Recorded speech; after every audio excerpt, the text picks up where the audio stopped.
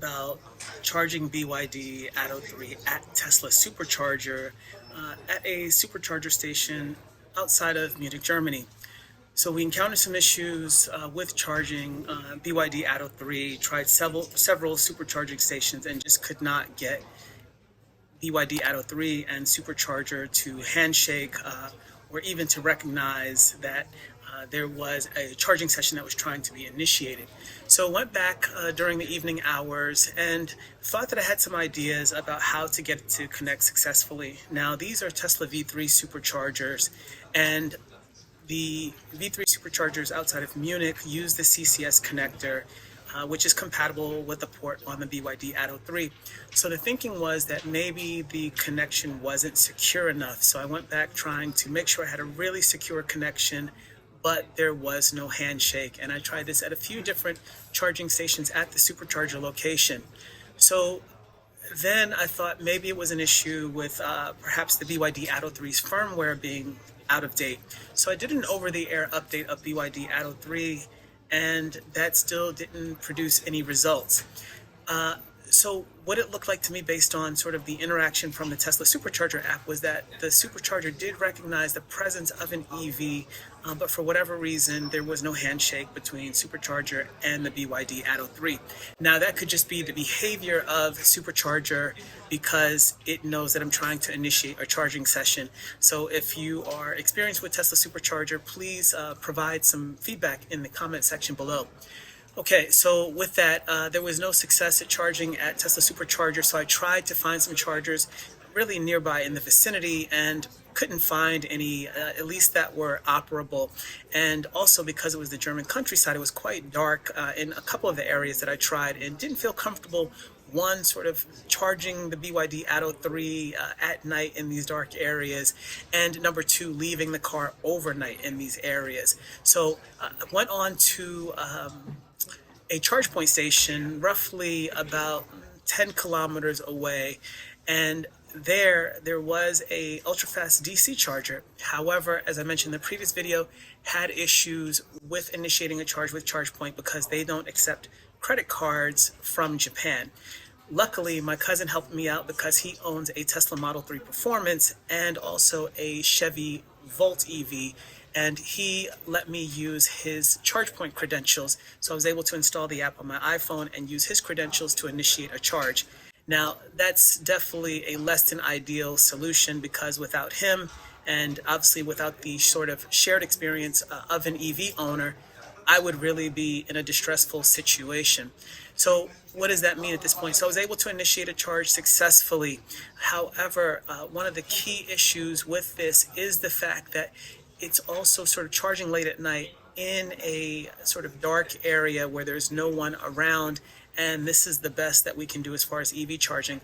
Now, I'm pretty patient as it relates to EVs because I have experience with EVs previously.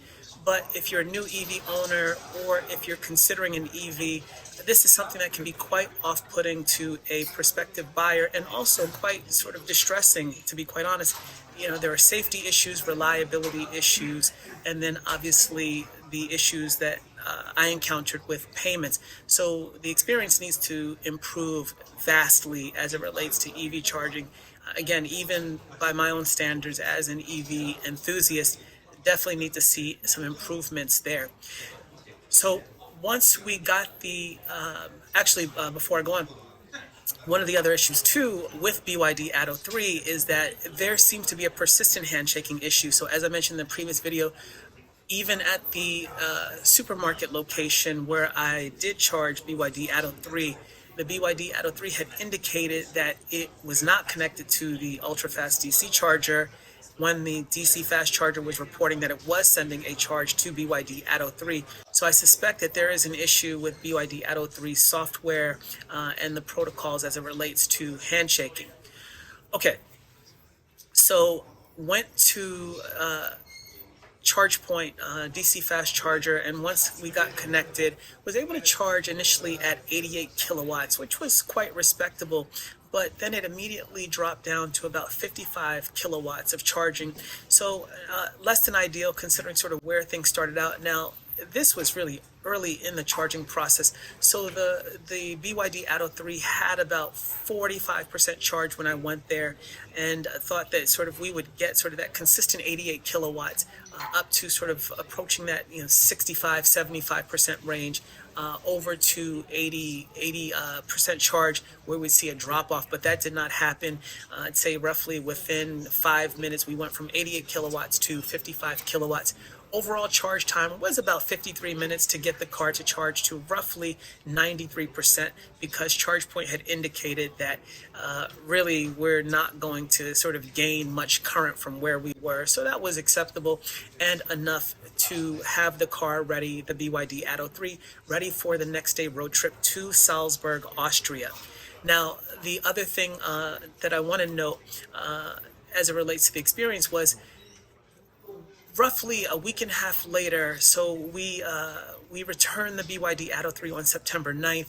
On September 21st, it was reported by a popular EV website that Australian owners of BYD ATTO 3 were having issues connecting to Tesla Supercharger V3, and it seemed to be a handshaking issue.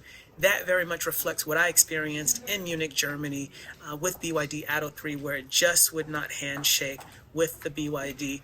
And so at the time sort of that information was released, it was reported to BYD. Other BYD ATTO 3 owners in Australia reported it as well. And as of the time of this recording, it is being investigated by BYD, and I researched it literally moments before recording this video, and there doesn't seem to be any updates.